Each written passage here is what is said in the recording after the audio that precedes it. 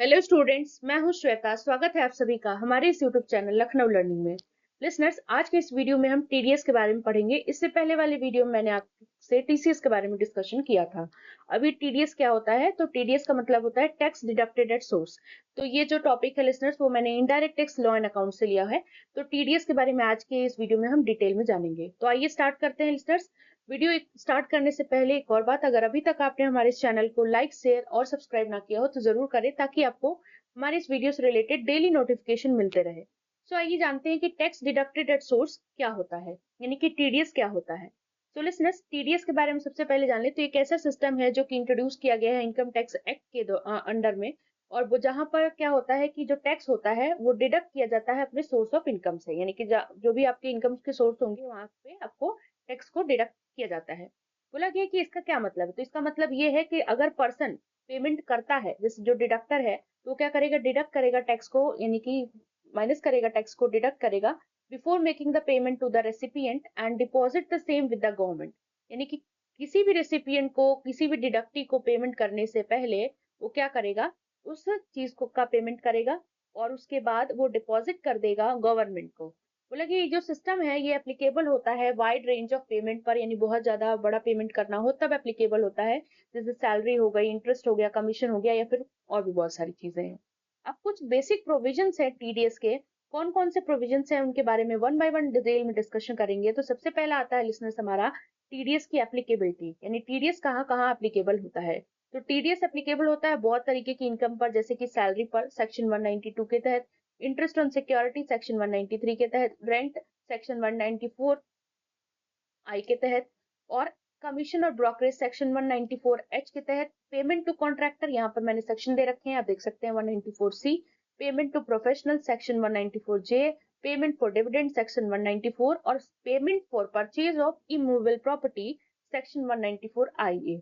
तो इन सारी चीजों पर टीडीएस जो होता है लिसनर्स, वो एप्लीकेबल होता है, यानी सैलरी हो गई, आपके इंटरेस्ट ऑन सिक्योरिटी हो गया, रेंट हो गया, कमीशन, ब्रोकरेज, कॉन्ट्रैक्टर का पेमेंट करना है, प्रोफेशनल को पेमेंट करना है, डिविडेंड का पेमेंट करना है, या फिर अगर आप इमूवेबल प्रॉपर्टी को परचेज करते हो तो उसका पेमेंट करना है, तो वहां पर आपको क्या करना पड़ेगा, टीडीएस एप्लीकेबल वहां पर होगा। ये कुछ एग्जांपल्स हैं टीडीएस जहां पर, और भी बहुत जगह पर एप्लीकेबल होती है लिसनर्स। तो अब बात कर लेते हैं टीडीएस की डिडक्शन एंड रेट्स के बारे में। तो टीडीएस का डिडक्शन एंड रेट कैसे होता है, दूसरा पॉइंट है हमारा। तो जो टैक्स रेट होता है इसमें, वो डिपेंड करता है कि किस तरीके की इनकम है आपकी, नेचर ऑफ पेमेंट क्या है, या फिर जो रेसिपिएंट का स्टेटस क्या है, इंडिविजुअल है कोई पेमेंट कर रहा है या फिर कोई कंपनी है, तो ये डिपेंड करता है। ईटीसी फिर बोला गया कि जो टीडीएस होता है वो डिडक्ट किया जाता है एक प्रिस्क्राइब परसेंटेज में, जो भी पेमेंट अमाउंट होता है उससे।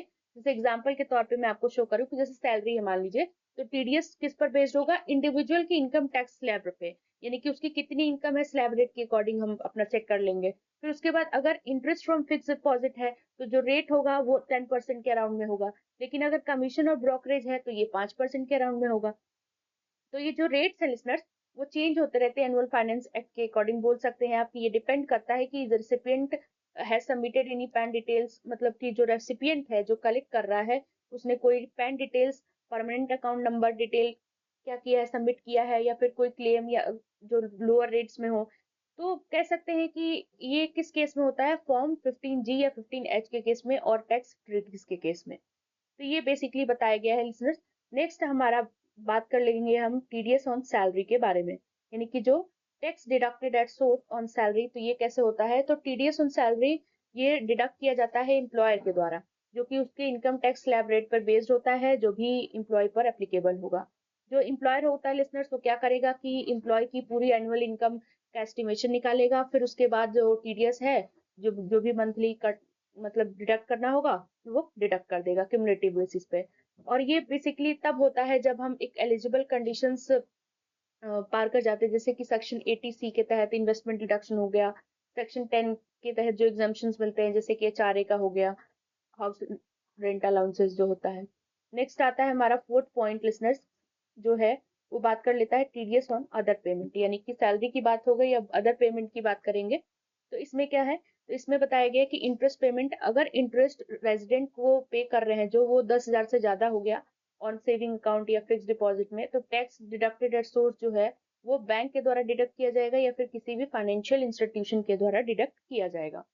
रेंट का अगर पेमेंट कर रहे हैं अगर रेजिडेंट को जिसका कितना एक्सीड हो गया है पर एनम 2,40,000, तो टैक्स मतलब टीडीएस डिडक्ट होगा। कॉन्ट्रैक्टर पेमेंट है यानी टीडीएस डिडक्ट होगा। अगर कॉन्ट्रैक्टर को पेमेंट कर रहे हैं तो टिपिकली कितना 1% अगर इंडिविजुअल या एचयूएफ है तो, या 2% दूसरे हैं तो।